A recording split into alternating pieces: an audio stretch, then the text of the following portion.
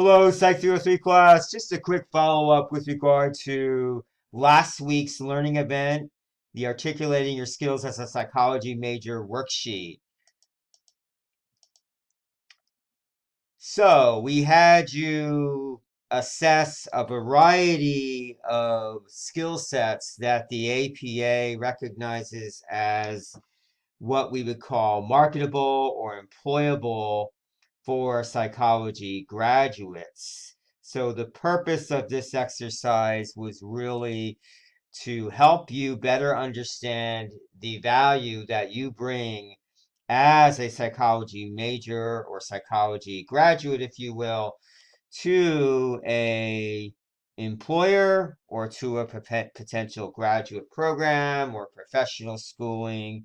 And in particular, we wanted to have you look at your formal academic training in psychology. So, examining and exploring specific psychology courses you've taken and what are some of the skill sets that you were able to develop or enhance as a result of taking those specific psychology courses. And you can use this worksheet as a great behavioral and situational interviewing prep tool. So when it comes time for you to have an interview for a job or for graduate school, you want to take a look at your worksheet and look at some of the responses that you communicated with regard to how you illustrate or define particular skill sets. And it's important to share your articulating your skills as a psychology major worksheet with your recommendation letter writers, with any mentors in your life to keep them kind of appraised as to the great work that you're doing and the substance and content of what you're learning as a psychology student. You can also use the worksheet to develop your 30-second pitch deck, as they call it, or 30-second sales pitch, if you will.